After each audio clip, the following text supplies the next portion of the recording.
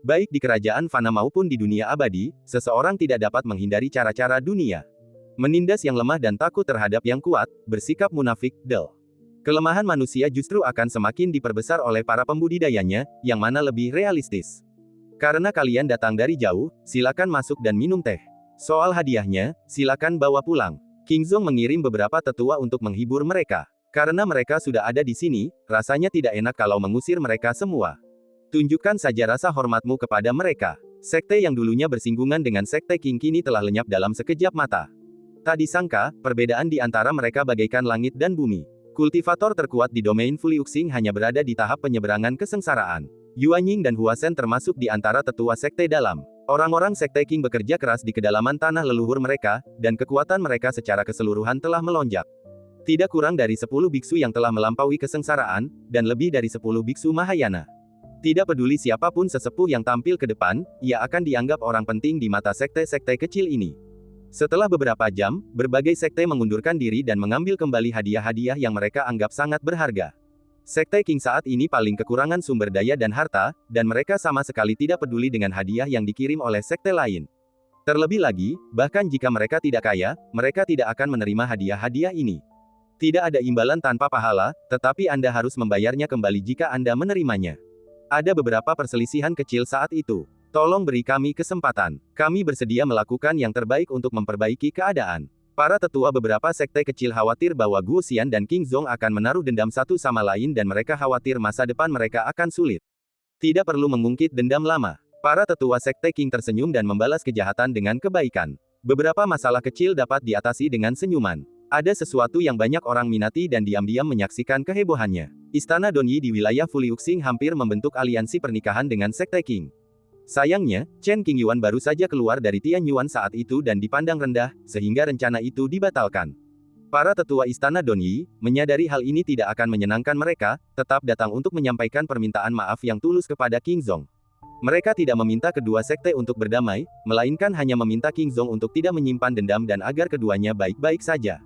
Hal-hal ini sudah terjadi. King Zong sama sekali tidak keberatan. Jangan khawatir. Tujuan King Zong adalah mencapai lautan bintang yang luas dan menaiki kapal agung era baru. Ia telah lama menyadari hal-hal kecil yang terjadi pada Guo Dian. Para tetua Istana Donyi tersenyum pahit, membungkuk dalam-dalam, meminta maaf, lalu pergi.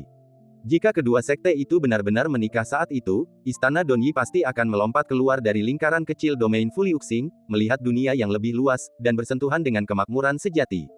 Sayangnya, tidak ada jika. Jika Anda membuat pilihan yang salah, tidak ada penyesalan dan Anda hanya bisa mengertakkan gigi dan menjalani hidup Anda. Selama bertahun-tahun, Istana Donyi kerap mendengar ejekan seperti pandangan picik, ketidaktahuan akan naga sejati, dan hilangnya kesempatan. Pada suatu saat, ketika mereka mendengar bahwa King Zong telah mengalami bencana, atau bahwa Chen Qingyuan sedang dalam krisis hidup dan mati, banyak orang di Istana Donyi merasa lega, seolah-olah selama mereka tidak ada hubungannya dengan King Zong, mereka tidak perlu khawatir nyawa mereka terancam. Mungkin ada yang disebut lega, tetapi pasti ada lebih banyak penyesalan dan rasa bersalah. Dunia ini makmur dan luar biasa cemerlang. Akan tetapi, Istana Donyi tidak memenuhi syarat untuk berpartisipasi, bahkan tidak mampu menjadi saksi. Adapun wanita yang hampir menjadi pasangan Chen Qingyuan, dia bersembunyi di suatu tempat, merasa sedih. Beberapa hari kemudian, Liu Lingran kembali ke King Zong. Guru muda, guru, paman. Liu Lingran membungkuk kepada masing-masing tetua, wajahnya penuh kegembiraan dan kegembiraan. Dia mengenakan gaun panjang berwarna putih muda dan berdiri tegak dan anggun. Para tetua menatap Liu Lingran dengan ekspresi lega di wajah mereka. Nona Liu telah dewasa dan sudah cukup umur untuk menikah. Puluhan hari kemudian, seseorang datang dari istana Piao Miao. Lebih dari 10 kapal perang besar datang dengan kekuatan yang besar. Kain merah dan pernak-pernik pesta digantung di banyak tempat di perahu, yang dijajarkan dalam satu baris dan kemudian berlabuh di suatu tempat dekat King Zong.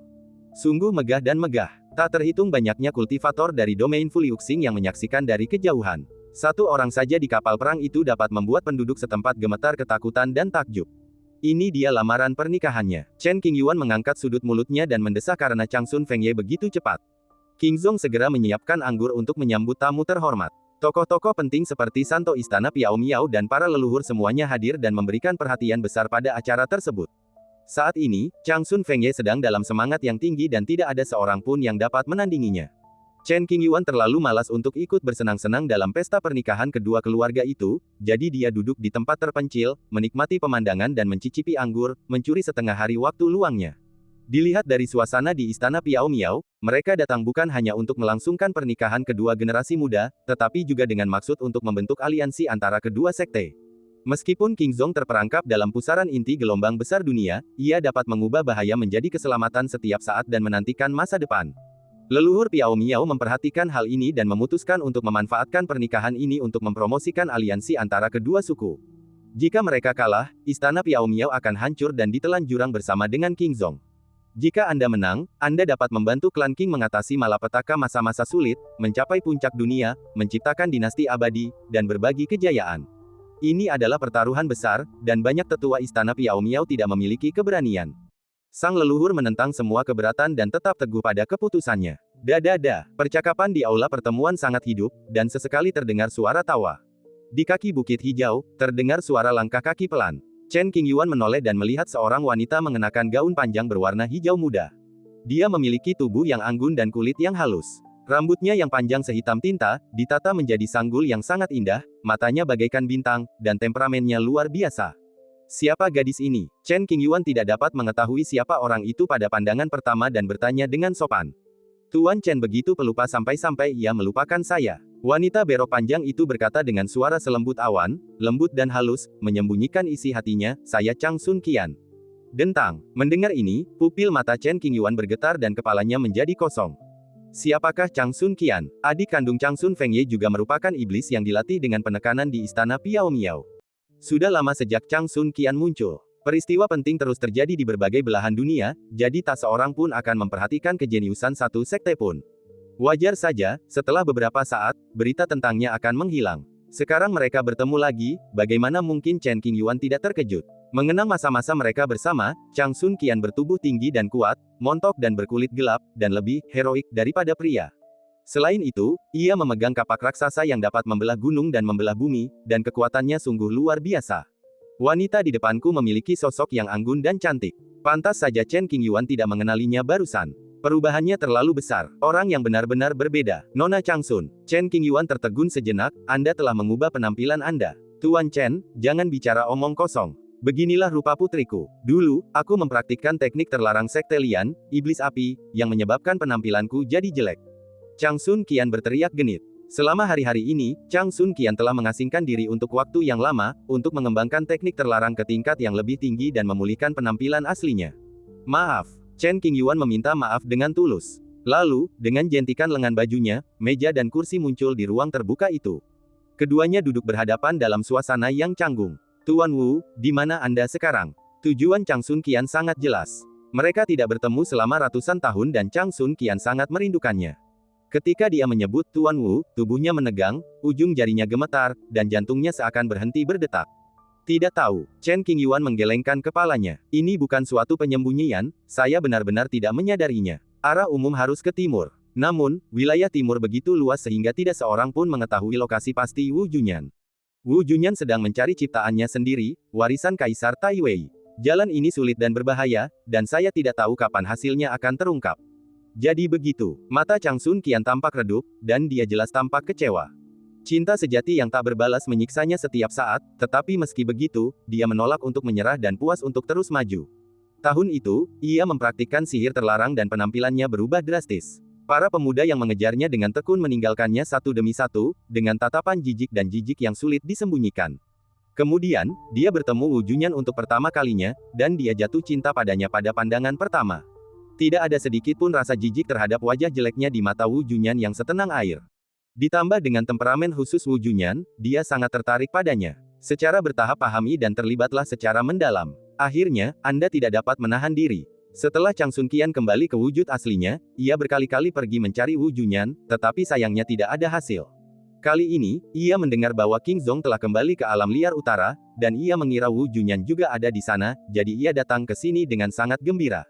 Hasilnya masih sama, tidak seorang pun tahu di mana Wu Junyan berada, dan dia merasa putus asa. Ketika takdir mempertemukan kita, kita akan bertemu lagi. Chen Qingyuan menghiburnya. Chang Sun Qian mengerutkan bibirnya dan tersenyum sambil mengangguk, saya harap ini adalah takdir kita. Akan ada. Keduanya mengobrol selama beberapa menit, tetapi tidak ada yang perlu dibicarakan, jadi mereka berpisah. Beberapa hari kemudian, Lin Changsheng mengirim pesan kepada Chen Qingyuan dan mereka bertemu.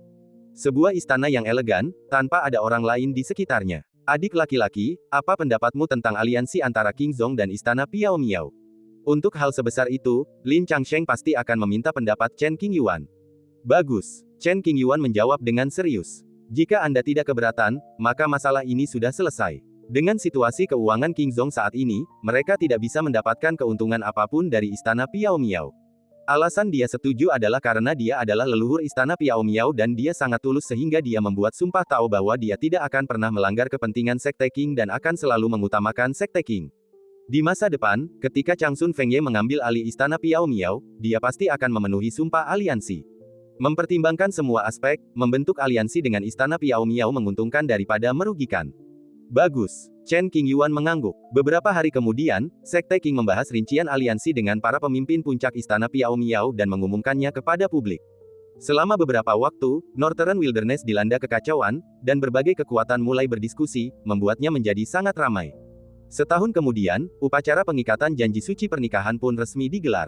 Mendengar berita itu, semua sekte menyiapkan hadiah untuk hadir. Setahun sangatlah singkat dan ada banyak hal yang harus dilakukan, jadi jarang bagi para pemimpin puncak Qingzong dan istana Piao Miao untuk memiliki waktu luang. Sebagai tokoh kunci dalam pernikahan ini, Changsun Fengye mengambil jeda dari jadwalnya yang padat dan datang ke gua Chen Qingyuan. Chen tua, hidupmu sungguh santai. Lumayan, Chen Qingyuan tidak memanfaatkan pernikahan ini untuk menghukum Changsun Fengye dengan berat. Ia sudah sangat bertanggung jawab kepada kakaknya, dan mustahil baginya untuk keluar dan mengurus hal-hal sepele di luar. Minum teh dan memperoleh pencerahan adalah hidup. Tuangkan aku secangkir teh. Aku sangat lelah akhir-akhir ini. Changsun Fengye menatap meja kosong dan mengangkat tangannya. Dengan suara, Wus Chen Qingyuan menuangkan secangkir teh untuknya dan mengangkat matanya untuk berkata, sudah jam segini. Kalau kamu mau bicara, ingatlah untuk memanggilku Paman Sishu, seperti yang dilakukan Liu Yatu. Kita ini bersaudara, ini tidak pantas. Setelah menyesap teh, Changsun Fengye tersenyum canggung. Saya menyita uang hadiahmu, yang sudah sangat murah hati dari saya. Chen Qingyuan mendengus dingin. Aku ingat saudara Wu berpangkat sangat tinggi. Kenapa kau tidak pernah memanggilnya Paman Sishu? Changsun Fengye membuat alasan untuk membantahnya. Aku pernah bertaruh dengan Pak Tua Wu sebelumnya, dan dia kalah, jadi tidak perlu berteriak. Chen Qingyuan sudah menyelesaikan masalah ini, jadi untuk apa dia menjebak dirinya sendiri? Karena kau menyebut Pak Tua Wu, ku ingatkan kau, ingatlah untuk memanggilnya Paman Guru Besar saat kau bertemu dengannya nanti. Jangan bersikap tidak sopan. Petik 2. Changsun Fengye terdiam. Dia meletakkan cangkir tehnya dan berjalan pergi dengan lesu. Jika kamu menunggu lebih lama lagi, kamu sudah menjadi cucuku. Mantan saudara tiba-tiba menjadi leluhur. Siapa yang tahan? Kalau bukan karena orang yang aku cintai, aku tidak akan pernah menoleransi penghinaan seperti ini. Lupakan saja, aku akan cari cara untuk membungkam saudara-saudaraku dan melupakan masalah ini. Aduh, kepalaku sakit. Changsun Fengye bekerja dengan perasaan yang tak terlukiskan di hatinya. Ia bahagia atas pernikahannya, tetapi juga khawatir tentang generasinya. Waktu berlalu dengan lambat, dan Qingzong mulai menjadi semarak. Banyak sekte di Northern Wilderness datang ke perjamuan itu. Apapun yang dipikirkan para kultivator itu, mereka harus berpura-pura merayakan dengan senyum di permukaan. Akademi Yi mengirimkan beberapa tetua inti untuk menunjukkan rasa hormat. Klan naga lihai dari Dizu, yang dipimpin oleh pemimpin utama mereka Mo Linglong, datang untuk memberikan ucapan selamat. Villa Langya mengirimkan beberapa tetua membawa hadiah. Sekte Pedang Dongli, Sekte Xuanbing, Sekte Linghe, Del. Dengan begitu banyak pasukan utama yang datang, itu adalah peristiwa besar.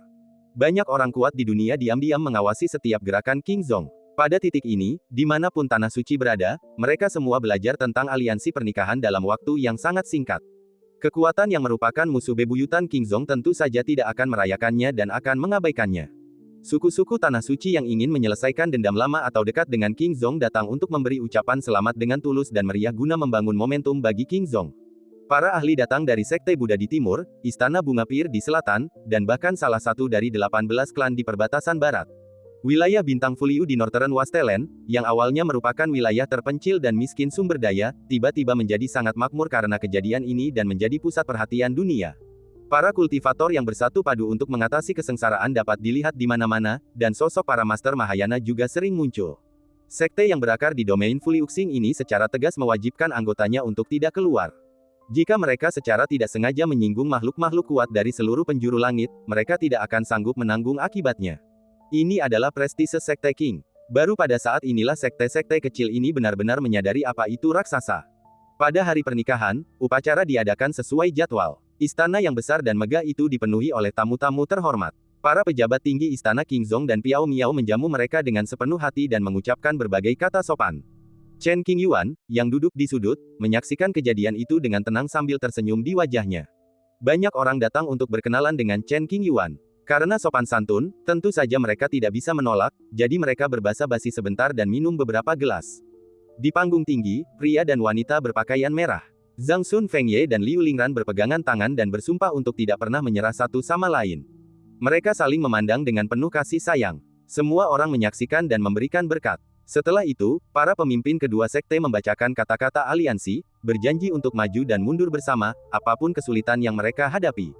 Jika mereka melanggar kata-kata tersebut, mereka akan diadili oleh para dewa. Kesempatan Sekte Qing untuk bangkit sepenuhnya berkat orang ini. Banyak orang kuat dari negara kekaisaran melirik Chen Qingyuan yang duduk di sudut dari waktu ke waktu, diam-diam merasa tidak bahagia di hati mereka. Tanpa Chen Qingyuan, Akademi Daoyi tidak akan mampu melindungi Qingzong dengan baik. Terlebih lagi, kekuatan-kekuatan besar seperti Sekte Buddha dan Istana Lihua tidak akan membantu mereka dengan mengorbankan kepentingan mereka sendiri. Istana Piao Miao saat ini mungkin membuat pertaruhan semacam itu dengan mempertimbangkan masa depan Chen Qingyuan. Di zaman yang penuh pertikaian ini, bagaimana kita harus mengatasinya? Di tengah kekacauan, gelombang kehancuran dahsyat mengancam bahkan yang paling berkuasa sekalipun. Individu-individu berkuasa dari segala lapisan masyarakat meringis, jalan mereka tertutup kabut tebal. Pesta aliansi akan segera berakhir. Tokoh-tokoh besar dari berbagai sekte mengucapkan selamat tinggal satu demi satu. Jumlah kereta perang dan kapal perang yang berlabuh di ruang hampa ini berkurang secara nyata. Setengah bulan kemudian, Qingzong kembali damai. Liu Lingran pindah ke istana Piao Miao dan resmi memulai hidup baru dengan Chang Sun Fengye. Kedua sekte membentuk aliansi, dan istana Piao Miao mengirimkan beberapa keterampilan dan kekuatan magisnya sendiri, serta berbagai sumber daya, menunjukkan ketulusannya. Terima kasih, rekan Taois.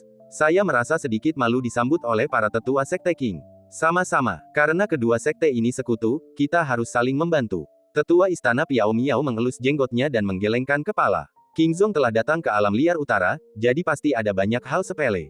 Jika Anda butuh sesuatu, jangan ragu untuk bertanya. Bagus. Dengan bantuan pasukan teratas di Northern Wilderness, Qingzong dapat menghindari banyak masalah dan berada di jalur yang benar serta berkembang dengan mantap dalam waktu yang singkat. Celah di segel jurang iblis telah melebar lagi. Menurut tren ini, celah itu akan meletus sepenuhnya dalam waktu kurang dari 200 tahun. Terjadi kerusuhan di mana-mana dan rakyat menderita. Begitu Sekte Qing stabil, ia mengirim para tetua dan pengikut ke bintang-bintang di sekitarnya untuk menumpas para kultivator jahat dan menyelamatkan yang tak bersalah. Pertama-tama, ia dapat meneruskan wasiat para leluhur kita. Hal ini dimaksudkan untuk memberi kesempatan kepada orang-orang di sekte tersebut untuk memperoleh pengalaman dan tumbuh secepat mungkin. Meskipun menyakitkan, hal itu tidak dapat dihindari.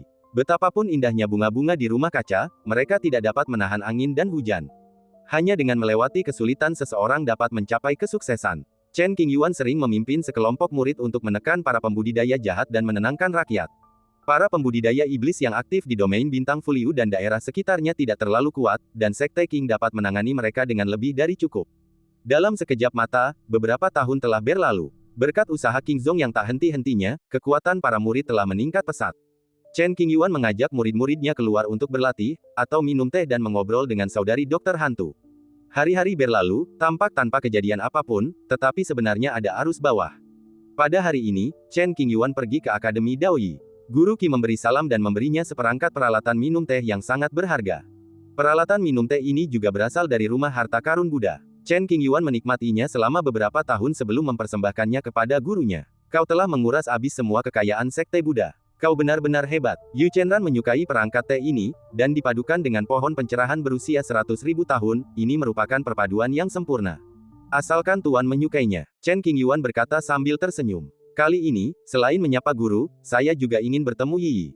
Yiyi rukun dengan ibunya dan kehidupan mereka hangat. Akhir-akhir ini Yiyi mulai mengantuk lagi. Yiyi dihakimi oleh hukum langit dan bumi, pikiran dan penampilannya membeku sejak kecil, dan ia tidak mampu memperbaiki tubuhnya. Ia bergantung sepenuhnya pada berbagai benda yang dapat memperpanjang hidupnya untuk bertahan hidup. Jika ini terus berlanjut, kehidupan Yiyi mungkin akan berakhir. Satu-satunya cara untuk mematahkan belenggu hukum penghakiman dan membiarkan Yiyi memulai jalur kultivasi adalah dengan melakukannya. Jika tidak, efektivitas ramuan umur panjang akan menurun secara bertahap dan akhirnya menjadi tidak efektif. Ayah. Yi Yi memanggil ayah berulang kali, tawanya sekeras bel, gembira dan bebas. Setelah bermain dengan Yi Yi selama beberapa hari, Chen Qingyuan membujuk Yi Yi untuk meminum ramuan panjang umur yang baru-baru ini dikembangkan oleh saudara perempuan dokter hantunya. Kontribusinya tidak besar, tetapi lebih baik daripada tidak sama sekali. Masalah ini harus diselesaikan pada akhirnya. Bagaimana kita bisa mematahkan belenggu dan membiarkan Yi Yi tumbuh dengan sehat? Aku menatap langit, merasa cemas. Bagi seorang kultivator berkekuatan besar, 100 tahun bukanlah apa-apa. Tapi bisakah Yi Yi bertahan 100 tahun lagi? Ini nomor yang tidak diketahui. Hanya ketika kamu kuat, kamu bisa menerobos. Chen Qingyuan mengesampingkan pikirannya sejenak dan bekerja keras untuk meningkatkan rantainya. Begitu kekuatannya mencapai tingkat tertentu, semua masalah akan menemukan solusinya secara alami.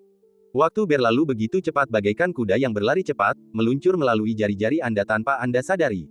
Akademi pertama mengumumkan metode penyusunan formasi, dan sekte-sekte utama di Northern Wilderness mengikuti langkah-langkah tersebut dan membangun formasi medan bintang yang besar. Di beberapa tempat semuanya baik-baik saja, tetapi di beberapa daerah terjadi kekacauan dan keributan karena kepentingan. Mengenai hal ini, Akademi Yi tidak memiliki energi untuk menanganinya. Apa yang bisa kita lakukan sudah dilakukan. Apakah kita dapat bertahan dari bencana ini sepenuhnya bergantung pada diri kita sendiri. Di suatu sudut Northern Wilderness, akibat diliputi pikiran-pikiran jahat, ketenangan yang dulu ada telah hilang selamanya, dan dalam sekejap mata berubah menjadi pemandangan kiamat.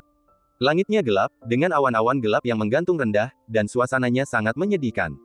Tanah sering bergetar, disertai hembusan angin, puing-puing berserakan, dan tanah longsor. Saat itu hujan turun dengan derasnya, dan air hujan tersebut bercampur dengan sedikit darah, yang sangat menyengat. Di kota yang fana, benih-benih pikiran jahat berakar di hati setiap orang, memperbesar kejahatan tanpa batas. Membunuhmu. Aku harus membunuhmu. Demi keuntungan, ayah dan anak saling membunuh, saling menikam dengan pisau, dan darah mengalir di seluruh tanah.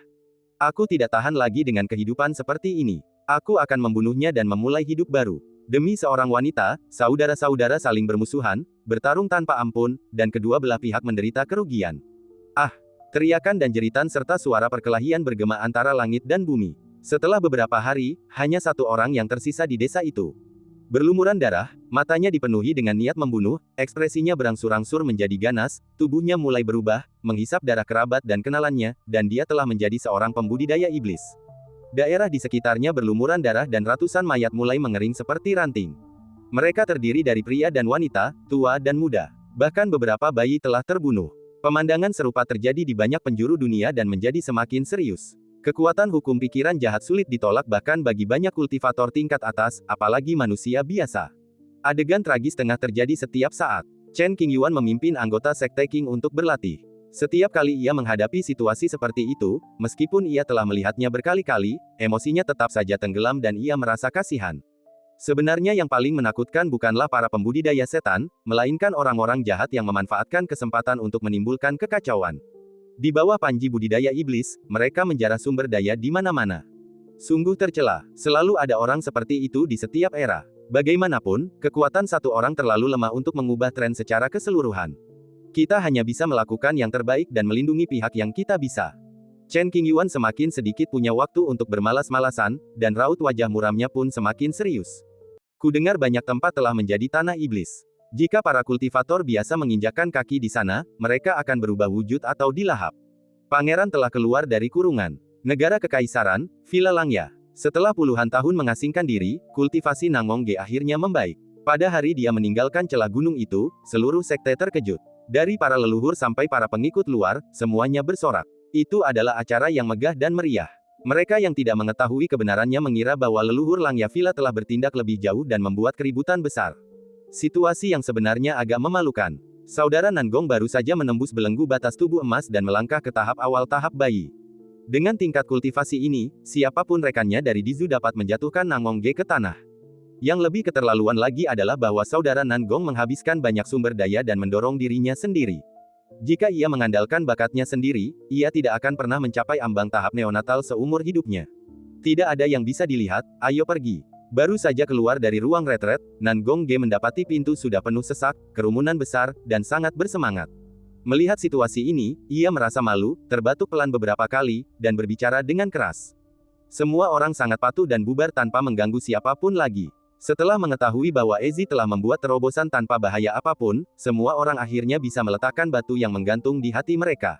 Bagaimana pemulihanmu? Langya Zonsu melangkah mendekat, matanya penuh kepuasan dan nadanya penuh kekhawatiran. Semuanya baik-baik saja sekarang, jangan khawatir, ayah. Nangong Ge membungkuk dan mengangguk. Tidak apa-apa, jangan lakukan hal yang berisiko di masa mendatang. Utamakan keselamatanmu sendiri. Zhong Yu memberikan beberapa instruksi, menepuk bahu Nangong Ge, lalu berbalik.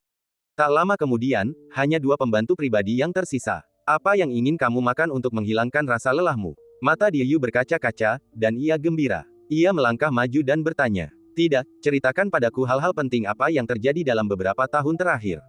Jadi, Nangong Ge duduk dan minum teh, dan kedua pelayan itu menceritakan kepadanya segalanya tentang kejadian penting baru-baru ini tanpa menahan diri. Misalnya, pertemuan para pahlawan yang diadakan di Dizu berakhir dengan kekalahan, pasukan kelas 1 di Dizu mana yang terkontaminasi oleh pikiran jahat, menyebabkan kekacauan internal dan kerusakan parah pada moral mereka, aliansi pernikahan antara King Zong dan Istana Piao Miao, Del. Sering terjadinya kekacauan bukan merupakan tanda adanya masalah. Nangong Ge sedikit mengernyit dan bergumam pada dirinya sendiri sambil menurunkan alisnya. Dia menghitung dengan jari-jarinya, menatap ke kejauhan, dan berpikir keras. Tanah tua, pegunungan tak berujung di ujungnya. Klan kuno abadi telah bersembunyi di sini selama lebih dari 1 juta tahun. Kali ini, situasinya telah berubah, dan klan kuno bersiap untuk pindah. Setelah puluhan tahun bekerja keras, klan kuno abadi sekali lagi membuka jalan menuju dunia luar. Siapa yang akan mencoba pertama? Meskipun komunikasi tersedia, keselamatan tidak dapat dijamin. Para biksu yang sedang mengalami kesengsaraan tidak perlu khawatir mengenai masalah keselamatan, tetapi para guru Mahayana harus berhati-hati. Sekelompok lelaki tua berdiri di atas panggung batu giok putih yang besar. Di depan mereka terdapat celah ruang vertikal sepanjang sekitar 100 meter. Tidak ada risiko dalam melangkah keluar dari celah, tetapi agak sulit untuk berjalan keluar dari tanah lama yang tertutup oleh hukum waktu. Saya bosan dengan kehidupan yang membosankan ini dan bersedia mengambil risiko. Seorang biksu tua berjubah ungu mengajukan diri. Para tetua menyaksikan, merasa gelisah. Jepret, jepret, langkahnya mantap dan pendaratannya dapat didengar. Ketika dia mencapai celah itu, lelaki tua berpakaian ungu itu melompat dan melewatinya. Memanggil, menerobos celah-celah dan meraih jauh ke dalam tanah lama. Yang terlihat hanyalah kabut merah tak berujung. Dari waktu ke waktu, hukum-hukum yang tak teratur merobek langit, membelah tanah, dan meninggalkan retakan sepanjang ribuan mil. Lelaki tua berbaju ungu itu sangat gembira. Setelah hidup bertahun-tahun, akhirnya ia memiliki harapan untuk melihat daratan Tiongkok yang luas seperti yang tercatat dalam buku-buku sejarah. Ia tidak ingin terjebak di surga kecil ini. Meski bersemangat, lelaki tua berpakaian ungu itu tidak mengendurkan kewaspadaannya dan terus melangkah maju dengan hati-hati. Pintu terbuka, dan para tetua suku kuno memperhatikan dengan saksama, sepenuhnya asyik dan sangat gugup. Sekitar 1/4 jam kemudian, lelaki tua berbaju ungu itu tiba-tiba terkena hukum waktu yang aneh. Sebuah lubang berdarah langsung muncul di tubuhnya. Ia meringis kesakitan dan mengerang beberapa kali. Dia berhenti sejenak, minum obat, dan berlatih sihir Tao untuk menstabilkan lukanya dan mencegahnya bertambah parah.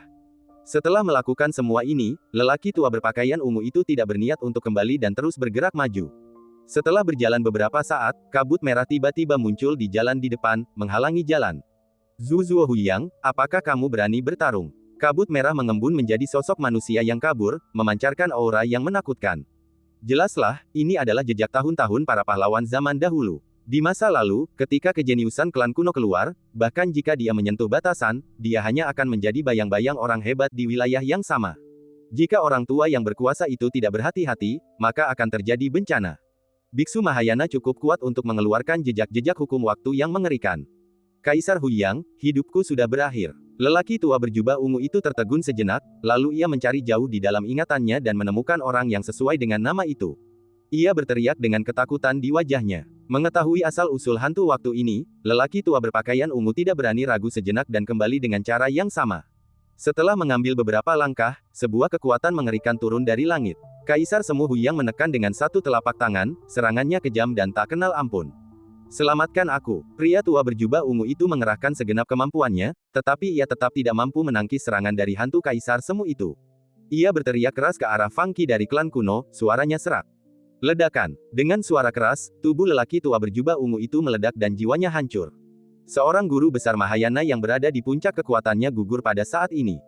Para tetua suku kuno yang berada di dalam celah itu merasakan kulit kepala mereka kesemutan dan ketakutan. Mati, mati. Melihat dengan mata kepala sendiri seorang rekan Tao yang telah mereka kenal selama bertahun-tahun ditampar sampai mati, keterkejutan yang dialami para tetua memang sangat besar. Seorang Master Mahayana Puncak berpotensi memicu batasan inti hukum waktu, yang mengarah pada jejak mengerikan seorang Kaisar Semu. Jika Shen Xiao sampai campur tangan, itu akan menjadi bencana. Para tetua tertegun cukup lama, lalu meredam keresahan mereka dan teringat area yang terakhir kali dilewati lelaki tua berjubah ungu itu. Mereka menganggapnya sebagai area terlarang yang tak boleh diinjak. Siapa lagi yang mau pergi? Seseorang di kerumunan bertanya. Kali ini, tak seorang pun berani muncul, dan suasananya sangat sepi. Jika kau menyentuh bahaya ini, akan sulit untuk kembali hidup-hidup. Siapa yang berani maju? Bagaimana kalau seri? Seseorang menyarankan. Bisa. Tidak seorang pun yang keberatan dengan saran ini. Karena tidak ada seorang pun yang bersedia mengambil risiko secara sukarela, kita hanya bisa mengandalkan keberuntungan. Totalnya ada 17 klan kuno yang abadi, dan setiap klan mengirimkan seorang perwakilan untuk melakukan undian. Kota Klotere telah diperlakukan khusus untuk mencegah kecurangan.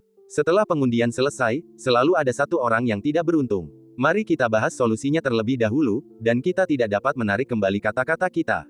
Jadi, pria itu mempersiapkan dirinya secara mental dan melangkah maju. Hukum waktu yang lama itu mengerikan, dan kecelakaan dapat terjadi lagi. Setelah pria perkasa itu berjalan selama 1 jam, lingkungan di sekitarnya tiba-tiba berubah. Beberapa kekuatan waktu yang mengerikan menelannya, dan bahkan tak tersisa satu mayat pun. Datang lagi. Agar suku kuno itu bebas, jalan menuju dunia luar harus dibuka. Sekalipun itu berarti mempertaruhkan nyawa pejabat tinggi, kita tidak boleh mundur. Klan kuno ini memiliki warisan yang mendalam, dan kematian beberapa guru Mahayana tidak akan menggoyahkan fondasinya sedikit pun. Kaisar Taiwei telah wafat selama 1.000.000 tahun, tetapi kekuatan hukum yang ditinggalkannya di dunia masih menimbulkan masalah besar bagi klan kuno kita. Orang-orang dari klan kuno itu menatap kabut merah yang aneh dan tak terbatas itu, dan rasa kagum mereka terhadap Taiwei pun semakin meningkat. Setelah menghabiskan beberapa hari dan kematian hampir 20 guru Mahayana pada tahap akhir dan bahkan puncak, rute keluar akhirnya ditentukan secara kasar, dan risikonya pun sangat berkurang. Jalannya telah diaspal, dan tidak akan rusak oleh hukum bumi lama setidaknya dalam jarak beberapa puluh kilometer.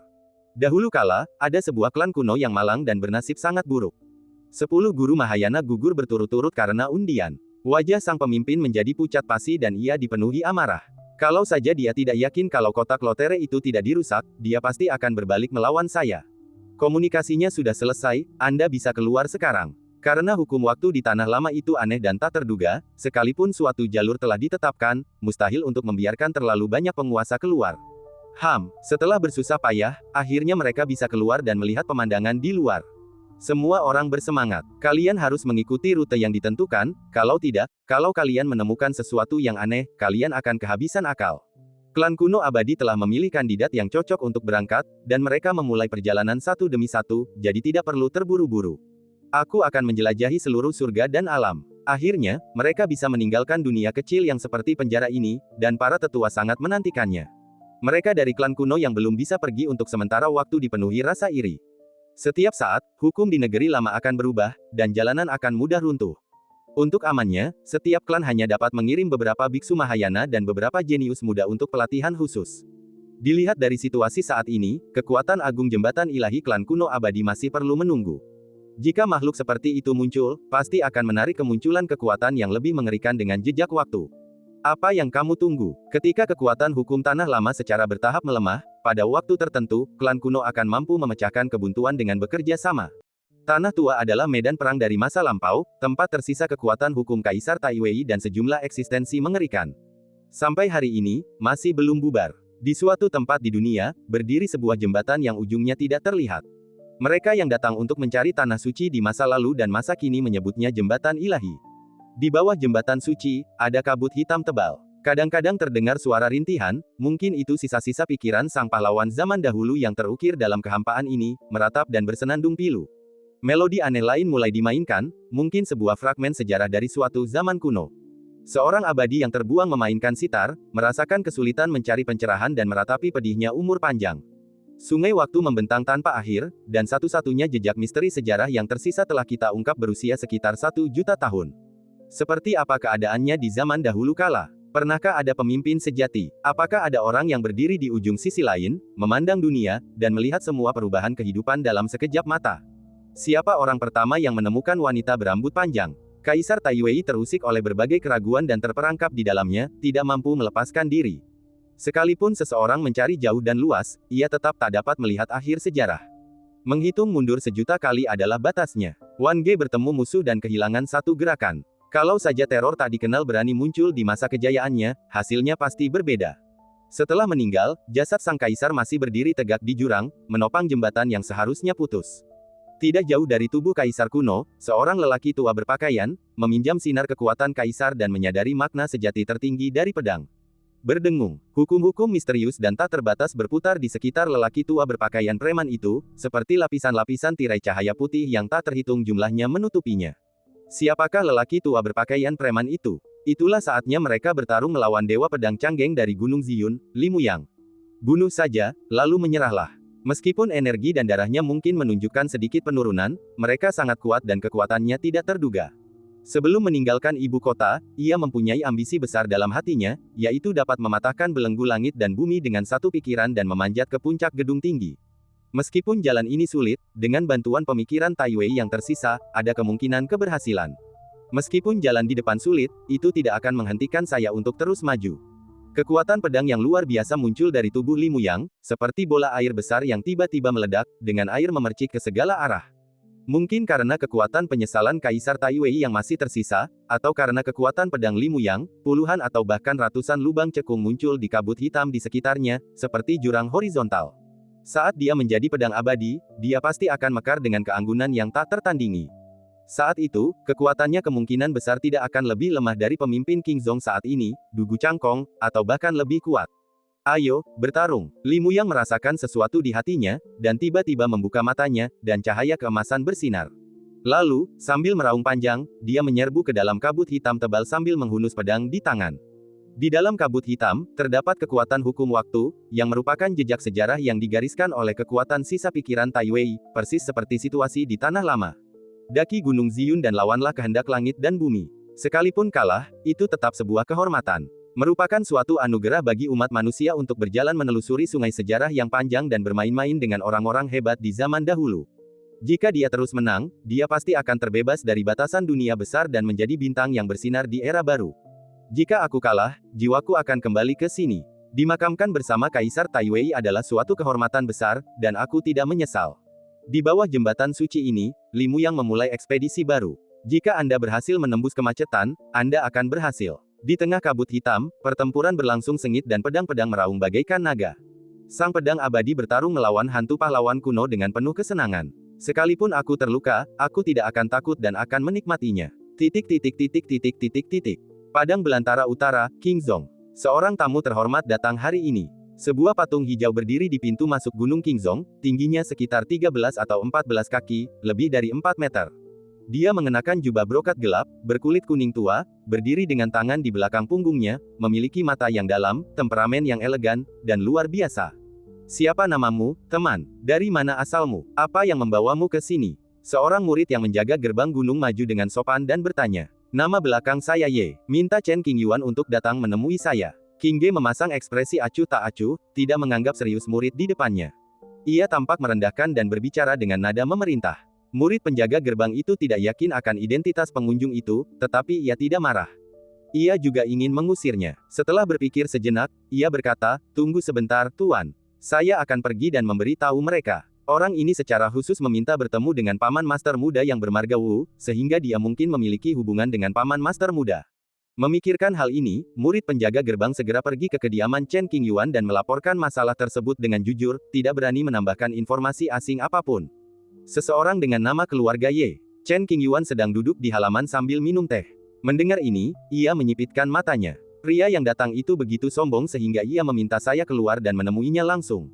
Tunggu, nama belakangnya Ye. Mungkinkah itu ada hubungannya dengan Ye Yu? Tiba-tiba, saya memikirkan suatu kemungkinan. Mata Chen Qingyuan menyipit dan dia meletakkan cangkir teh di tangannya. Saya ingin melihat siapa itu. Saya kehilangan minat untuk minum teh dan keluar. Di gerbang gunung, Chen Qingyuan dan King Qi, yang asal-usulnya tidak diketahui, saling menatap dari jarak 10 meter. Meskipun tidak ada perbedaan tinggi yang jelas antara keduanya, Chen Qingyuan memiliki aura yang sangat tinggi dan tidak kalah pada pandangan pertama. Apakah kamu Chen Qingyuan? Pemuda bermarga Ye menanyaiku. Ya, Chen Qingyuan mengakui dan bertanya, ada apa kau ingin bertemu denganku? Ku dengar kau cukup kuat, aku ingin bersaing denganmu. King Yu berdiri dengan kedua tangannya di belakang punggungnya, tampak sombong, seolah-olah dia tidak menganggap serius pahlawan manapun di dunia. Itu bukan hal yang baik. Bertarung denganku. Chen Qingyuan tetap tenang. Kenapa aku harus menerima tantanganmu? Apakah kamu takut? Perkataan pemuda bermarga Ye itu diwarnai dengan sarkasme. Kalau aku menerima tantangan apapun, aku pasti sudah kelelahan sekarang. Chen Qingyuan menjawab, aku tidak pernah takut berkelahi dengan teman-temanku. Tapi apa syaratmu agar aku setuju untuk berkelahi? Kau sombong sekali. Cibir pemuda bernama Ye itu. Tidak sebaik dirimu, jawab Chen Qingyuan. Ye Yu, kamu seharusnya tidak melupakannya. Setelah membicarakan hal ini, pemuda bermarga Ye itu tidak lagi menyembunyikan apapun. Begitu ia mengatakan ini, jelas bahwa ia sedang mengungkap latar belakangnya sendiri. Nama belakangnya adalah Ye, dan Ye Yu disebutkan, jadi dapat dipastikan bahwa ia berhubungan dengan klan roh api kuno. Aku tidak lupa, dia saudaraku. Chen Qingyuan mengkhawatirkan keselamatan Ye Yu. Wajahnya serius dan dia berkata dengan suara berat, siapa namamu? Apa tujuanmu datang ke sini hari ini? Nona Ye Jin. Pemuda itu menyebutkan nama itu dan menjelaskan maksudnya, Anda sangat berani membiarkan Nona Ye menjadi pelayan Anda. Jadi apa? Chen Qingyuan menatapnya, momentumnya tidak kalah dari yang lain. Karena kau kenal Ye Yu, kau seharusnya tahu bahwa fondasi klan kuno abadi bukanlah sesuatu yang bisa kau goyahkan. Berlututlah dan akui kesalahanmu. Mungkin klan kuno akan memaafkan kelakuanmu yang bodoh dan mengampuni nyawamu. Ye Jin berasal dari klan kuno, dan ia memiliki kedudukan yang kokoh sebagai pemimpin klan muda. Wajar baginya untuk bersikap arogan. Namun, dia melebih-lebihkan dirinya sendiri dan klan roh api kuno, dan meremehkan Chen Qingyuan. Mendengar ini, Chen Qingyuan tak kuasa menahan tawa, siapa yang memberimu kepercayaan diri untuk bersikap begitu sombong? Memintaku berlutut, apa kau pantas? Tak banyak yang bisa dikata selain membungkuk dan memberi hormat kepada Yu Chenqi, yang sudah seperti guru dan ayah bagiku. Memang seharusnya begitu. Sungguh konyol bahwa monster dari klan kuno yang tidak tahu seberapa besar dunia ini membuat Chen Qingyuan berlutut dan meminta maaf. Jika aku mengalahkanmu hingga kau menyerah, kau akan berlutut sendiri. Ye Jinyu tidak marah, tetapi tersenyum acuh tak acuh, penuh percaya diri. Oh, benarkah? Sejak Chen Qingyuan mendominasi teman-temannya, ia belum pernah bertemu orang sesombong itu. Ia langsung tertarik dan mengangkat alisnya, berkata, akan sangat memalukan jika aku mengalahkanmu. Kamu tidak memiliki kemampuan itu. Ye Jin telah mendengar tentang rekor pertempuran Chen Qingyuan, dan memang mengesankan. Namun, ia sangat percaya diri dengan kekuatannya sendiri dan bersikap arogan. Mengenal Chen Qingyuan dengan baik, ia masih berani membuat pernyataan yang begitu berani. Hanya ada dua kemungkinan, ia benar-benar memiliki kekuatan untuk mengalahkan para jenius dunia, atau ia hanyalah seorang idiot dengan otak yang buruk. Jelaslah bahwa Ye Jin dengan teguh menduduki posisi sebagai patriark muda dari klan kuno roh api, dan dia pasti bukan orang bodoh. Kita kesampingkan dulu pertengkaran ini. Aku ingin tahu apa yang terjadi dengan Ye Yu sekarang. Chen Qingyuan bertanya. Untungnya, dia belum mati, jawab Ye Jinyu dingin. Tidak mati berarti ia menderita hukuman dan ketidakadilan yang cukup besar, yang bukanlah akhir yang baik. Di mana dia? Ekspresi Chen Qingyuan akhirnya berubah drastis, sorot matanya sedikit menggelap, membuat Ye Jinyu yang sedari tadi mengamatinya, merasa tertekan tak menentu, dan tubuhnya tanpa sadar menegang. Suku kuno, mungkin karena rasa hormat terhadap rekan yang lebih kuat, atau mungkin karena tekanan yang tidak diketahui. Ye Jin merenung sejenak dan menjawab dengan jujur. Jika dia kehilangan nyawanya, aku tidak akan melepaskannya bersama klan roh api kuno. Chen Qingyuan mengangkat alisnya dan menatap Ye Jinyu, aura mematikan memenuhi udara, mengancam. Tiba-tiba ditatap oleh Chen Qingyuan seperti ini, hati Ye Jin sedikit bergetar dan dia merasa sedikit gelisah. Reaksi pertamanya bukanlah mengejek ancaman Chen Qingyuan, tetapi merasa gugup, seolah-olah kehidupan Ye Yu terkait erat dengan masa depan klan roh api kuno. Setelah jeda sejenak, Ye Jin tampak tersadar dari lamunannya. Ia masih mempertahankan sikap arogannya dan berkata dengan nada sarkastis, beraninya seekor semut saja mengancam klan kuno. Apa yang Anda lihat sebagai seekor semut mungkin sebenarnya memiliki kekuatan untuk mengguncang langit. Chen Qingyuan mengomel. Begitu kata-kata ini diucapkan, Ye Jin menjadi jiwa. Meskipun pernyataan itu jelas-jelas menggelikan, Ye Jin Cheng merasa sulit untuk tertawa. Tatapannya menjadi sangat serius dan serius. Ketika sang patriark muda memasuki negara itu untuk menimba pengalaman, klan roh api kuno tentu saja mengirimkan beberapa orang kuat untuk menemaninya dan melindunginya. Orang-orang kuat dari klan kuno yang bersembunyi dalam kegelapan, setelah mendengarkan percakapan antara Chen Qingyuan dan Ye Jin Cheng, berpikir bahwa pria kecil dari dunia luar itu terlalu sombong dan berbicara omong kosong. Tanpa menatap mata Chen Qingyuan secara dekat, dia tidak dapat merasakan sensasi kematian yang tak terlihat di dalam matanya. Hati Ye Jin Cheng sedikit tersentuh. Ia memiliki ilusi yang tak terjelaskan bahwa pria yang dihadapinya bukanlah seorang pemuda, melainkan seekor binatang buas mengerikan yang sedang tertidur lelap, yang bisa terbangun kapan saja dan melahap tubuh bahkan jiwanya. Suasana di luar gerbang Gunung Qingzhou amat suram, menyedihkan dan menyesakan. Keduanya terdiam cukup lama, dan momentum mereka seperti sedang berkonfrontasi. Ye Jincheng jelas berada dalam posisi yang kurang menguntungkan. Jika kau berani bertarung, aku jamin Ye Yu akan aman dan sehat. Alasan dia datang menemui Chen Qingyuan pada awalnya adalah untuk melihat apa yang salah dengan Ye Yu yang mengikuti orang itu, untuk memberinya pelajaran dan memulihkan reputasi klan kuno. Melihat ini, Ye Jincheng kehilangan sikap main-mainnya dan ingin bersaing serius dengan Chen Qingyuan untuk melihat siapa yang akan menang. Bawa Ye Yu ke kami dan kami akan membahas pertempurannya. Chen Qingyuan harus memastikan keselamatan saudara-saudaranya. Ya, Ye Jincheng jelas mampu melakukan hal semacam ini, jadi dia setuju, namun, karena kamu sudah mengajukan permintaan, aku juga punya syarat. Chen Qingyuan, katamu, jika kau kalah, kau harus membawaku ke istana Kaisar Taiwei. Ye Jincheng telah memikirkan masalah ini sepanjang waktu, dan ingin menyelidiki situasi di istana kekaisaran, mungkin dia bisa mendapatkan keberuntungan yang luar biasa. Konon, Chen Qingyuan memiliki persahabatan yang erat dengan garis keturunan Kaisar Taiwei, sehingga ia mampu masuk. Jika kita memanfaatkan kesempatan yang diberikan oleh Chen Qingyuan yang memimpin, kita mungkin dapat menguasai istana kekaisaran. Para tetua klan kuno tak kuasa menahan delusi mereka. Sekalipun peluang keberhasilannya hanya 1/10.000, mereka tetap akan mencobanya. Bisa, Chen Qingyuan tidak menolak ini. Kamu punya nyali. Terlepas dari menang atau kalah, hanya berdasarkan sikap Chen Qingyuan, dia pantas mendapatkan rasa hormat Ye Jincheng. Dia lebih baik daripada banyak orang di klan kuno. Saat kau membawa Ye Yu ke sini, kau bisa membicarakan pertempuran itu lagi. Setelah meninggalkan kata-kata ini, Chen Qingyuan berbalik dan melangkah ke gerbang Qingzhou. Suara mendesing. Karena masalah itu menyangkut istana kekaisaran Taiwei, Ye Jincheng tidak ingin menunda dan menghilang dalam sekejap. Setelah itu, Chen Qingyuan bertemu dengan kakak seniornya Lin Changxi. Baru saja, ada beberapa aura mengerikan yang berkeliaran. Mereka ingin menggunakan indera spiritual mereka untuk memeriksa situasi sekte. Mereka bukan orang baik. Meskipun Lin Chang'e tidak dapat menyeberangi jembatan ilahi, ia mewarisi jalan sekte Qing. Dapat dikatakan bahwa sulit untuk menemukan lawan di bawah jembatan ilahi, dan ia dapat menangkis semua kekuatan ilahi yang tidak diketahui itu. Anggota klan kuno abadi. Nada bicara Chen Qingyuan terdengar berat. Klan kuno. Lin Chang'e pernah membahas beberapa hal penting dengan Chen Qingyuan, dan dia tahu sesuatu tentang suku kuno itu. Wajahnya memucat dan tangannya mengepal. Tanah tua, klan roh api kuno. Ye Jincheng tidak ingin membuang waktu, jadi dia meminta seorang tetua klan untuk kembali dan membawa Ye Yu sesegera mungkin. Para tetua mengikuti perintah dan mencabut larangan di aula samping setelah kembali ke suku. Ledakan. Pintu terbuka dengan keras, mengganggu Ye Yu yang sedang beristirahat dengan mata tertutup, lalu dia membuka matanya dan melihat. Penatua ketujuh sangat cemas, apakah kau akan mengeksekusiku? Ye Yu telah melihat menembus kematian dan bersiap untuk yang terburuk. Ia menatap sesepuh yang melangkah ke arahnya dan berkata dengan dingin. Aku akan membawamu ke dunia berikutnya, jujur saja. Para tetua klan sangat kecewa dengan Ye Yu. Sungguh memalukan dan terhina bagi Jubo karena meninggalkan martabat klan kuno dan mengikuti orang luar. Dia diam-diam menduga bahwa Ye Yu tidak melawan sama sekali dan membiarkan tetua itu melakukan apapun yang diinginkannya. Namun, dengan kemampuan tetua itu, dia tidak bisa melawan bahkan jika dia mau. Butuh waktu setengah tahun untuk melakukan perjalanan dari Northern Wilderness ke tanah lama negara kekaisaran dan kemudian dengan hati-hati melintasi jalur tersebut. Di sudut domain Fuli Uxing, Ye Jincheng menunggu dengan sabar. Panggilan. Tiba-tiba angin bertiup, mengacak-acak rambut Ye Jincheng dan membuatnya bergerak. Ia memandang ke kejauhan dan berbisik, ini dia. Benar saja, tetua itu memenjarakan Ye Yu dari kejauhan dan menemukan lautan bintang. Shao Jin, orangnya ada di sini. Tetua klan melemparkan Ye Yu ke ruang terbuka di sebelahnya, membungkuk pada Ye Jincheng, dan melapor. Terima kasih, tetua. Ye Jincheng mengangguk dan tersenyum. Setelah itu, para tetua klan menghilang dalam kehampaan, dan hanya Ye Jincheng dan Ye Yu yang tersisa di daerah terpencil dan jarang penduduknya ini.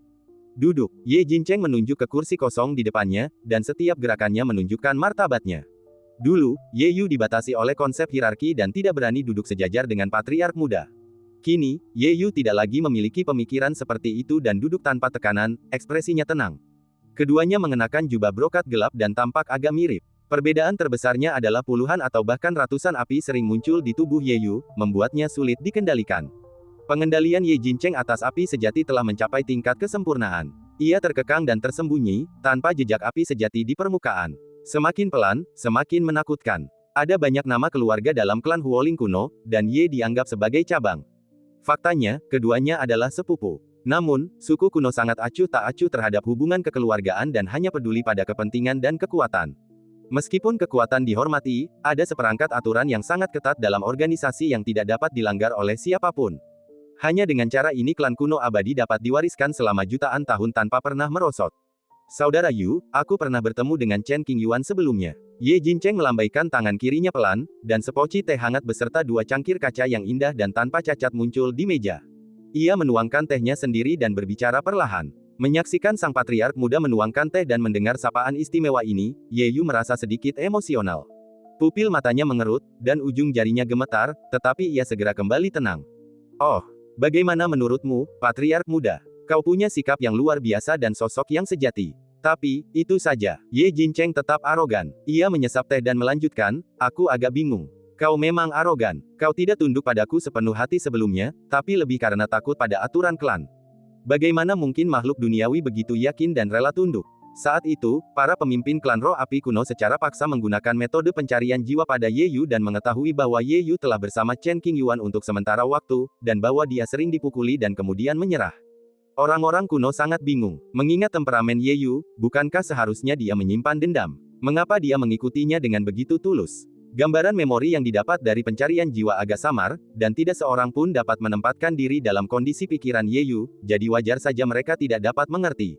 Itu intuisi saya. Sebenarnya sulit bagi Ye Yu untuk menjelaskan faktor spesifiknya. Ia mengerutkan kening dan merenung cukup lama sebelum menjawab dengan serius. Apakah layak mempertaruhkan segalanya berdasarkan apa yang disebut intuisi? Ye Jincheng sedikit mengernyit, dan menjadi semakin bingung. Itu sepadan, kata Ye Yu tanpa ragu.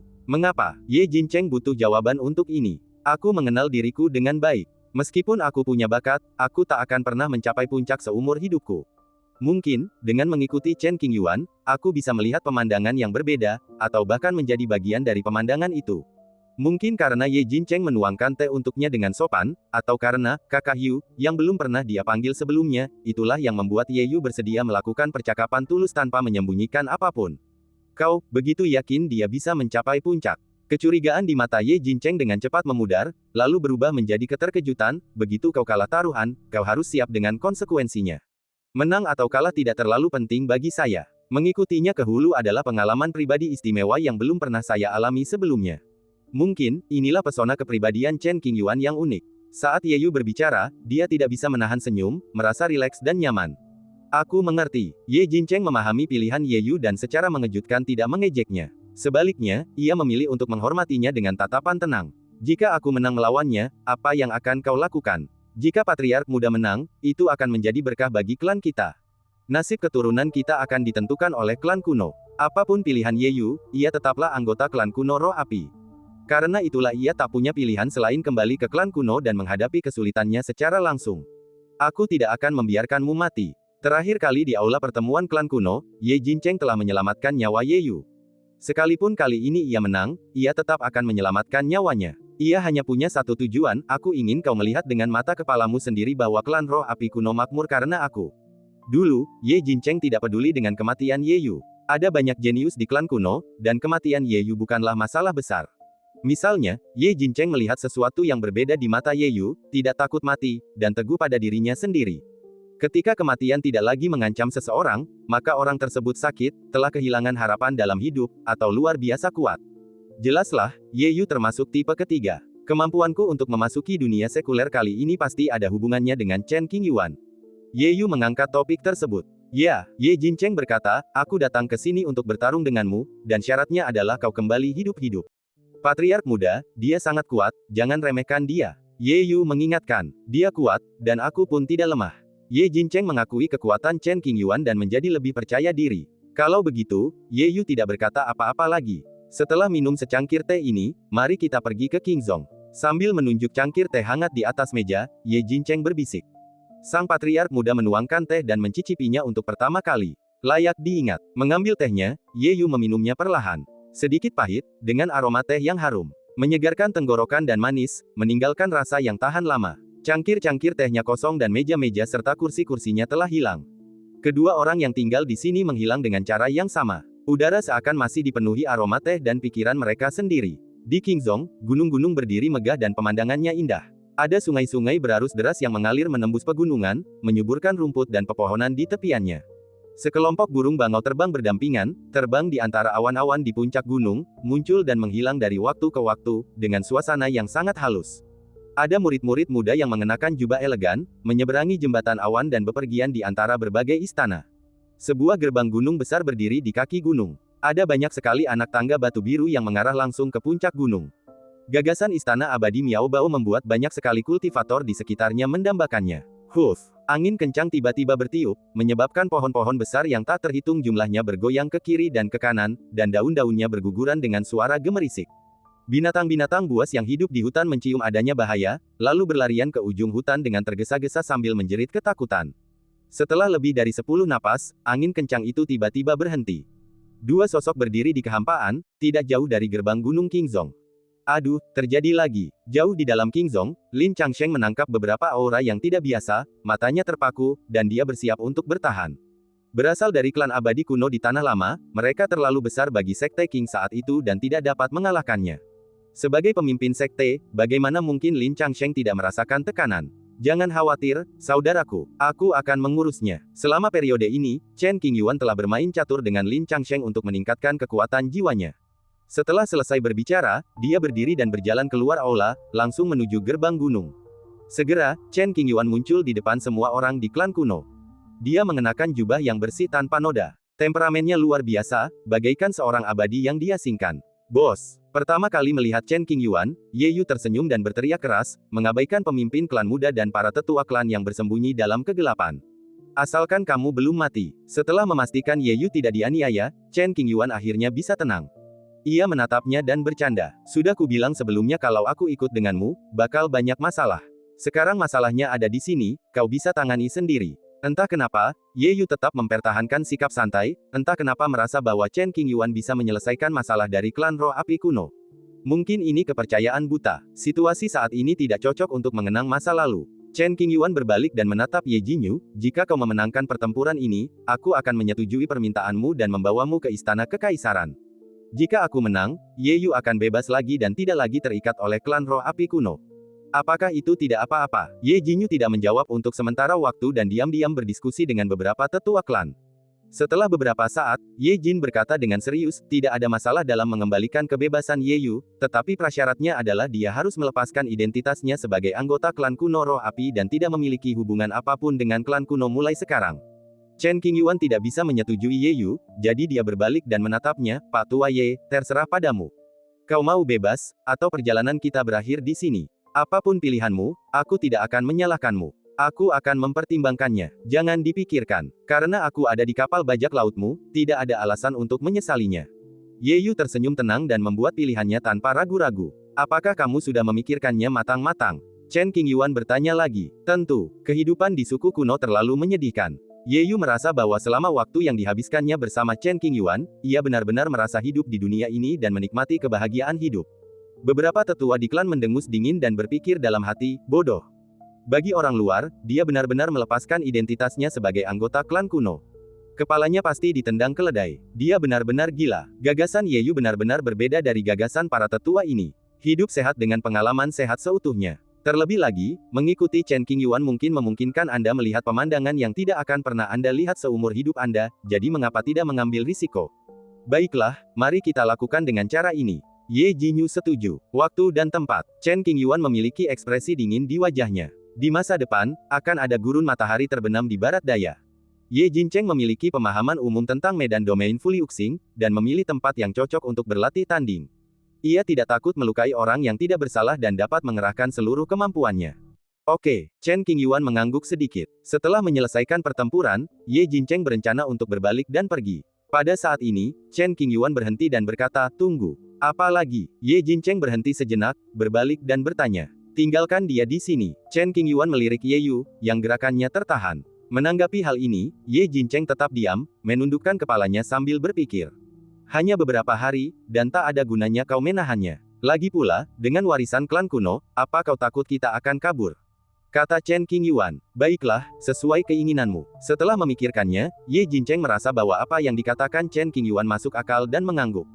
Begitu sang patriark muda berbicara, para tetua dalam kegelapan tidak keberatan.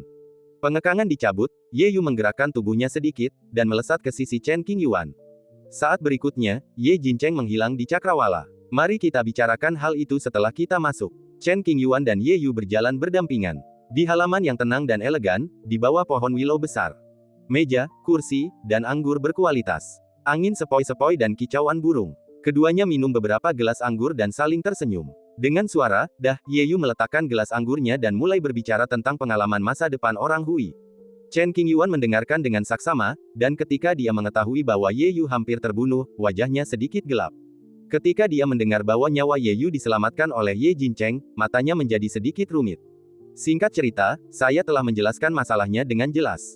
Kakak, kamu hampir tidak bisa melihatku. Ye Yu mengeluh, mengambil anggur dan mulai minum. Bukankah sudah kubilang untuk melimpahkan kesalahan padaku? Kenapa kau berubah pikiran setelah pulang?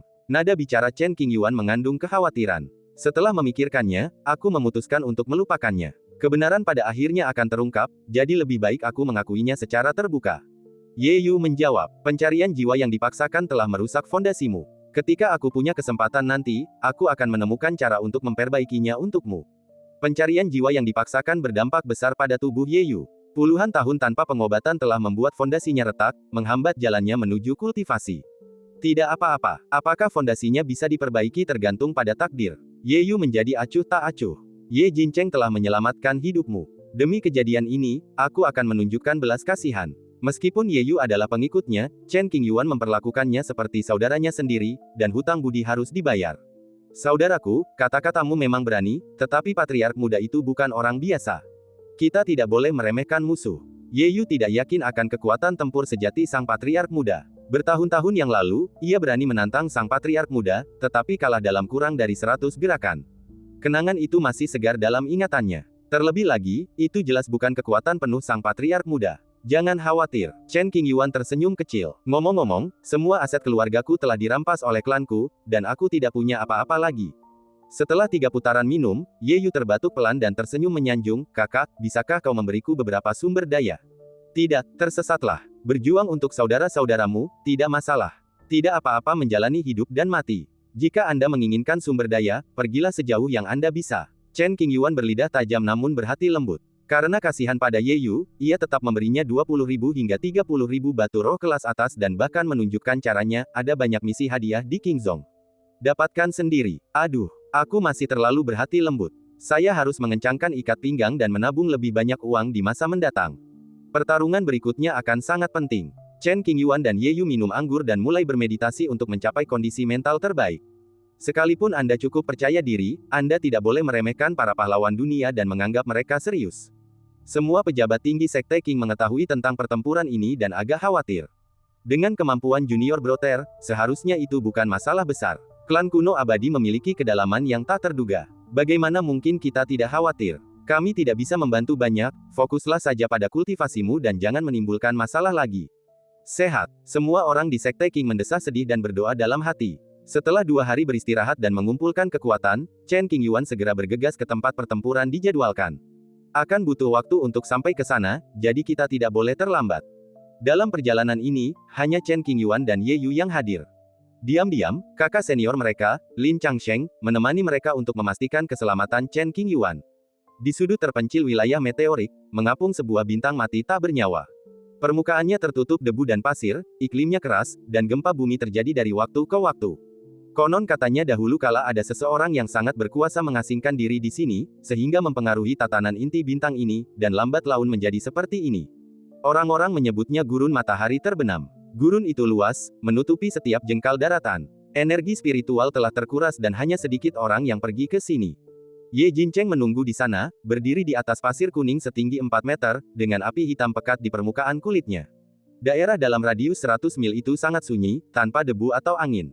Berdesir. Di kejauhan, pasir dan debu menyapu langit, menutupi seluruh langit dengan momentum yang sangat besar. Tetapi ketika badai pasir besar hendak mendekati lokasi Ye Jincheng, badai itu dipadamkan oleh kekuatan tak terlihat, dan angin serta ombak tiba-tiba menjadi tenang, seolah-olah tidak terjadi apa-apa. Beberapa hari berlalu dalam sekejap mata. Chen Qingyuan tiba sesuai jadwal, mengenakan jubah brokat putih ketat, rambut panjangnya diikat erat dengan jepit rambut kayu dan disampirkan di punggungnya. Gayanya memukau dan momentumnya luar biasa. Keduanya berjarak ratusan mil, saling menatap dari jauh. Jarak ini hanya satu langkah saja bagi mereka. Ye Yu berada di kejauhan, menyaksikan dengan cemas.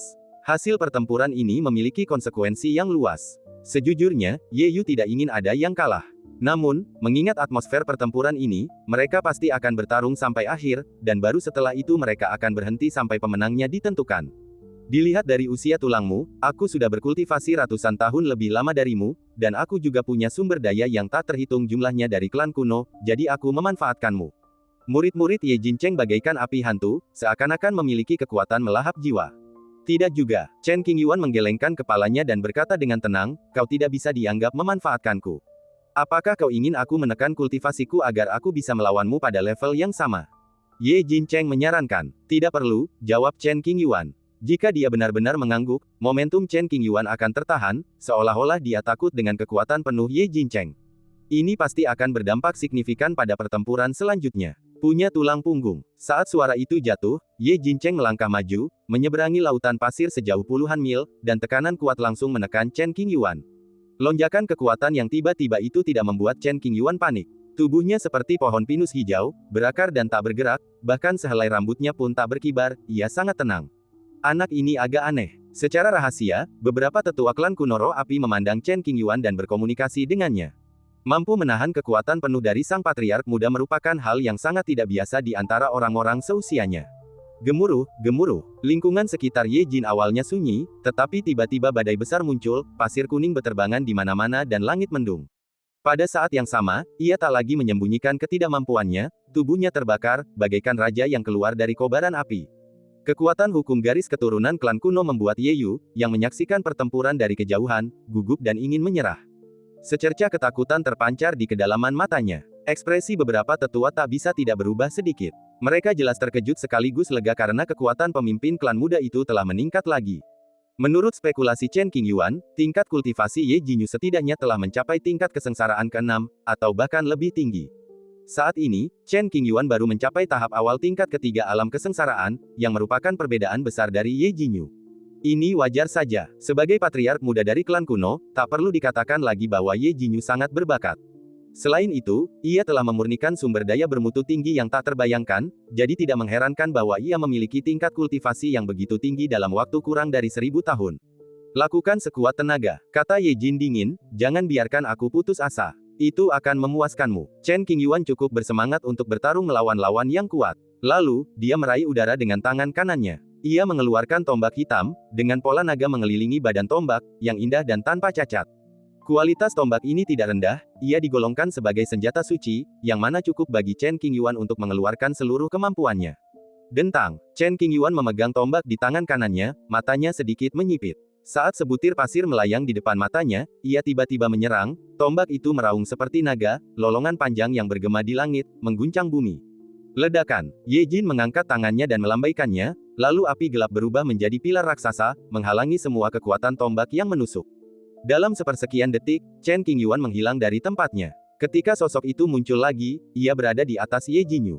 Tombak panjang itu mengarah ke ubun-ubun Ye Jin, dan aura ujung tombak itu bagaikan ular berbisa yang mengunci mangsanya, dingin dan tanpa ampun, membuat orang merasakan hawa dingin di punggungnya. Ledakan, Ye Jinyu dengan tenang menghindar ke samping, menghindari tombak yang hampir jatuh. Ia lalu melancarkan pukulan, mengenai Chen Qingyuan. Ledakan, Chen Qingyuan terbang sejauh puluhan mil, lalu merobek kehampaan, dan datang di depan Ye Jinyu untuk melancarkan serangan. Melihat Chen Qingyuan menerima pukulannya tanpa cedera, mata Ye Jinyu menunjukkan sedikit kejutan. Detik berikutnya, api di tubuhnya menjadi lebih kuat dan semangat juangnya meningkat pesat.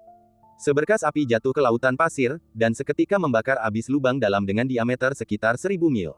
Kekuatan tombak menembus awan dan melintasi gurun sejauh puluhan ribu mil. Bumi hancur berkeping-keping, dan gemuruhnya terus berlanjut. Ledakan, Ye Jinyu menggunakan teknik rahasia inti dari klan roh api kuno, tinju keabadian 6 pikiran. Sebuah pukulan mengguncang langit, menerobos lautan awan, dan mencapai langit berbintang. Chen Qingyuan, yang memegang tombak secara horizontal di depannya untuk menangkis, terkejut dan terlempar ribuan mil jauhnya. Tubuh tombak itu masih bergetar dan mengeluarkan suara, berdengung. Kepalan yang keras sekali. Chen Qingyuan merasakan nyeri tumpul di tangannya. Jika dia tidak memiliki tubuh tempur, lengannya tidak hanya akan lumpuh total, tetapi setidaknya beberapa tulangnya akan patah. Mungkinkah itu seni bela diri unik guru Liu, tinju panjang umur Liu Yu? Di kejauhan, Ye Yu memperhatikan pola-pola rumit yang mengelilingi tubuh Ye Jinyu. Ia tiba-tiba terkejut dan teringat sesuatu. Wajahnya berubah drastis. Ia tertegun dan berteriak dalam hati. Kelompok etnis manapun yang dapat disebut klan kuno abadi memiliki warisan mendalam yang melampaui jangkauan kognisi manusia. Salinan lengkap seni Kaisar Jiwu merupakan harta paling berharga milik klan dan sangat diperlukan. Beberapa klan kuno bahkan memiliki lebih dari satu teknik kekaisaran. Sebagian besar klan kuno abadi adalah kekuatan peninggalan para kaisar kuno. Setelah bertahun-tahun berkembang dan terakumulasi, mereka telah menjadi raksasa yang sangat menakutkan dan sulit ditaklukkan oleh siapapun. Nenek moyang klan Roh Api kuno tidak lain adalah seorang kaisar kuno, yang tercatat dengan jelas dalam buku-buku sejarah sebagai Tuan Sejati Li. Tidak perlu dijelaskan betapa berharganya seni kekaisaran. Di antara klan Roh Api kuno, hanya mereka yang memenuhi syarat untuk mengolah teknik rantai yang menguasai teknik telapak tangan ganda. Namun, seseorang juga perlu memiliki bakat yang sesuai untuk memahami esensi teknik kekaisaran. Ye Jincheng berlatih teknik kaisar rantai dalam waktu lama, namun hanya memahami permukaannya saja. Bahkan sedikit kulitnya saja sudah cukup untuk membuatnya dipandang rendah oleh teman-temannya dan tidak mempunyai saingan. Ledakan. Dalam sekejap, ia tiba di depan Chen Qingyuan, dan api melahap segala sesuatu di sekitarnya. Ye Jincheng menyerang dengan cepat, sekali lagi meninju dengan kekuatan yang bahkan lebih kuat dari sebelumnya. Dentang, Chen Qingyuan mencengkeram tombak itu erat-erat dengan kedua tangannya dan menusukkannya dengan sekuat tenaga. Cahaya tombak dan bayangan tinju menyatu dan saling tolak-menolak, dan akibat yang mengerikan tersebut menyebabkan seluruh lautan pasir bergolak, menimbulkan badai pasir yang tak terhitung jumlahnya dan menelan semua yang ada di tanah. Dentur, api hantu menutupi area tersebut, membakar penghalang pelindung Chen Qingyuan, menimpa tubuhnya, dan menyebabkan pakaiannya terbakar. Jubah brokat putih bukanlah barang yang vulgar, tetapi tidak dapat menahan kekuatan api spiritual. Ledakan, Chen Qingyuan dan Ye Jincheng bertukar beberapa jurus. Melihat kesempatan itu, ia melepaskan satu tangan, mengalirkan energi spiritual di telapak tangannya, dan memadamkan api di pakaiannya. Banyak bagian jubah brokat telah berubah menjadi hitam, memperlihatkan kulit Chen Qingyuan. Kulit perunggu sehalus batu giok dan memiliki garis-garis yang jelas. Tidak terluka, menarik. Ye Jincheng mendapati Chen Qingyuan terbakar oleh api gelap yang sebenarnya sesaat, tetapi hanya selembar kain di pakaiannya yang berubah menjadi abu, tetapi tubuhnya tidak terluka sama sekali. Ia menyipitkan mata, terkejut sekaligus gembira. Hanya orang yang kuat seperti itu yang dapat disebut lawan. Kekuatanmu jauh lebih unggul daripada Ye Yu. Kau layak menjadi patriark muda klan kuno. Chen Qingyuan memuji. Jika kamu tidak punya keterampilan lain, permainan ini mungkin sudah berakhir. Saat dia berbicara, aura Ye Jincheng sedikit meningkat, dan tampaknya dia akan bertarung secara nyata dan tidak membiarkan satu hal pun luput dari perhatian. Sebagai tanggapan, Chen Qingyuan hanya tersenyum dan tidak menjawab. Meskipun Ye Jincheng memberikan tekanan besar, tampaknya Chen Qingyuan ditekan di mana-mana dan mengalami kemunduran. Kenyataannya, Chen Qingyuan sama sekali tidak menggunakan kemampuan aslinya. Ia pada dasarnya menggunakan tubuh fisiknya untuk mengendalikan tombak, menahan serangan Ye Jincheng secara langsung untuk melatih kekuatan fisik dan mengasah fisik tempurnya. Panggilan, api yang berkobar membakar langit dan bumi, dan bermil-mil jauhnya berubah menjadi ketiadaan. Kualitas api sejati Ye Jincheng jauh lebih tinggi dari Ye Yu. 9 api sejati, yang juga merupakan api tertinggi di dunia, terbagi menjadi kualitas rendah dan kualitas kelas 1. Api sejati Ye Jincheng, yang menyatu dengan tubuh Taonya, setidaknya telah mencapai kualitas tertinggi.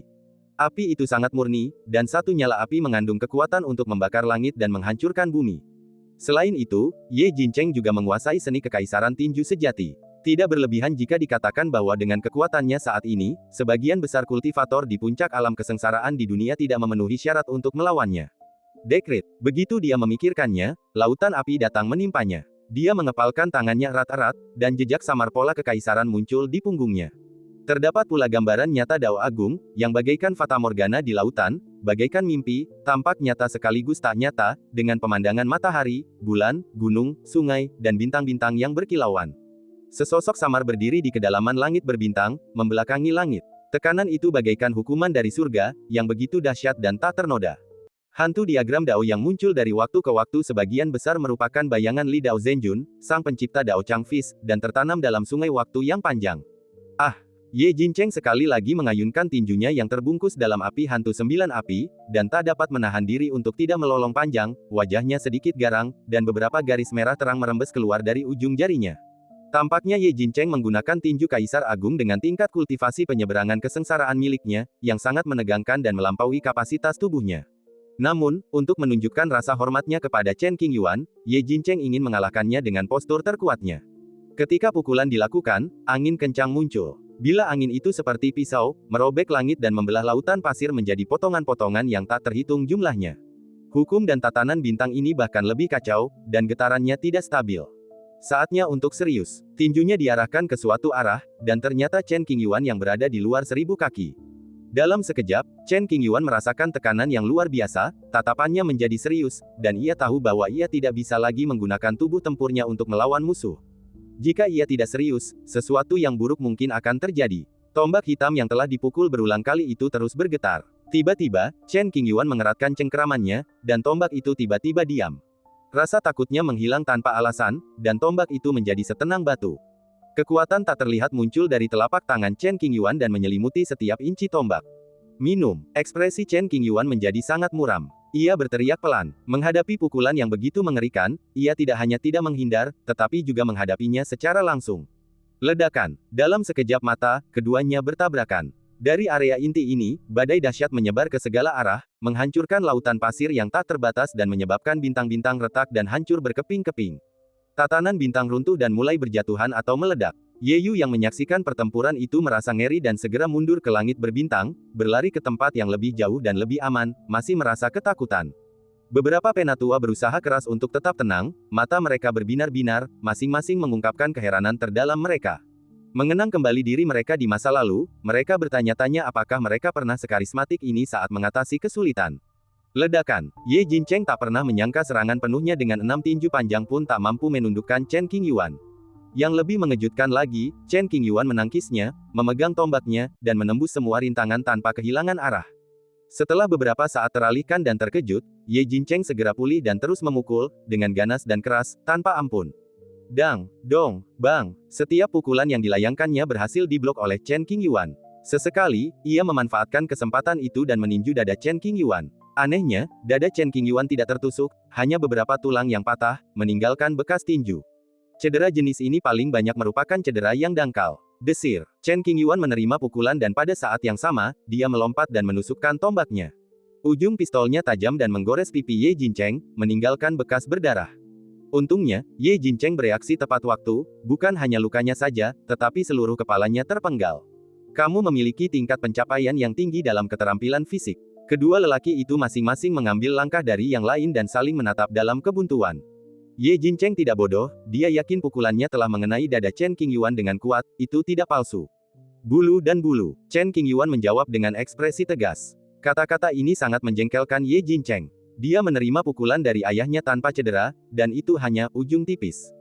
Dia benar-benar pandai berpura-pura. Sebenarnya, Chen Qingyuan tidak berbohong, dia hanya menguak permukaannya. Sama seperti tinju Ye Jincheng, dia baru saja mulai belajar, dan jalannya masih panjang. Jika keterampilan fisiknya disempurnakan, dia mungkin dapat melawan kaisar hanya dengan tubuh Tao-nya. Kultivasimu jauh lebih rendah daripada milikku, jadi bagaimana kau bisa melawanku secara langsung? Ye Jincheng belum menyadarinya. Matanya menyala-nyala, menatap lurus ke depan.